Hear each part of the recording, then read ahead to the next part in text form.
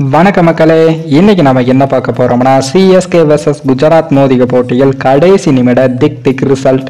புள்ளிப்பட்டியலில் நிகழ்ந்த பெரும் மாற்றம்.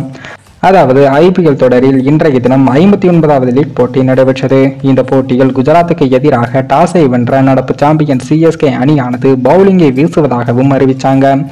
அதனைத் தொடர்ந்து களமிறங்கிய குஜராத்துக்கு தமிழக வீரர் சாய் சுதர்சன் மற்றும் கேப்டன் சுப்மன் கில் ஆகியோர் அதிரடியாக விளையாடி இருக்காங்க.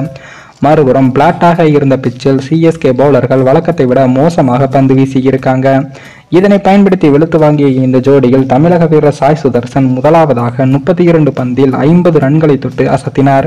அவருடன் சேர்ந்து விளையாடிய சுப்மன் கில் தம்முடைய பங்கிற்கு சென்னையை பந்தாடி 25 பந்துகளில் அரை சதம் அடித்தார். ஆனால் அப்போது கூட இந்த ஜோடியை பிரிக்க முடியாத அளவுக்கு சிஎஸ்கே பவுலர்கள் சுமாராகவே பந்து வீசியிருக்காங்க.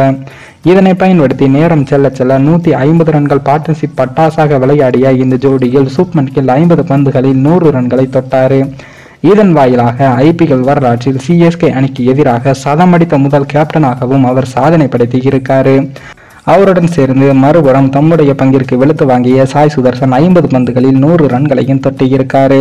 குறிப்பாக 2023ஆம் ஆண்டு ஐபிஎல் ஃபைனலில் தவறவிட்ட சதத்தை இந்த போட்டியில் சிஎஸ்கே அணிக்கு எதிராக அடித்த அவர் 5 பவுண்டரி 7 சிக்ஸருடன் 103 ரன்களை குவித்து ஆட்டமிழந்து இருக்காரு. இதையும் சேர்த்து ஐபிஎல் தொடரில் அவர் 25 இன்னிங்ஸ்களில் 1000 ரன்களையும் கடந்து இருக்காரு. இதன் வாயிலாக ஐபிஎல் வரலாற்றில் அதிவேகமாக 1000 ரன்களை அடித்த என்ற சச்சின் டெண்டுல்கரின் வாழ்நாள் சாதனையை உடைத்து புதிய சாதனையையும் படைத்து இருக்காரு. இருப்பினும் கடைசியில் சிஎஸ்கே அணி வீரர்கள் ஓரளவு நன்றாக பந்து வீசியதால் 20 ஓவரில் குஜராத் அணி 231 ரன்களை எடுத்தது. சிஎஸ்கே அணிக்கு தூசர் தேஷ்பாண்டே 2 விக்கெட்டுகளையும் எடுத்து இருக்காரு.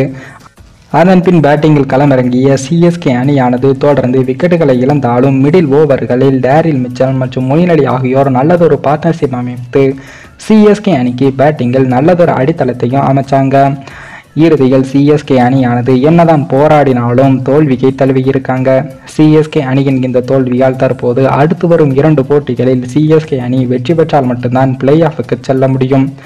மேலும் இந்த வீடியோ ஏதோ ஒரு விதத்தில் உங்களுக்கு பிடித்திருக்கும் என்று நினைக்கிறேன். நம்ம சேனலுக்கு புதிதாக வீடியோ பார்க்கிறீர்கள் என்றால் மறக்காமல் சப்ஸ்கிரைபர் செய்துவிட்டு பாருங்கள். இன்னொரு வீடியோவில் சந்திக்கும் வரை நான் உங்கள் தமிழ்.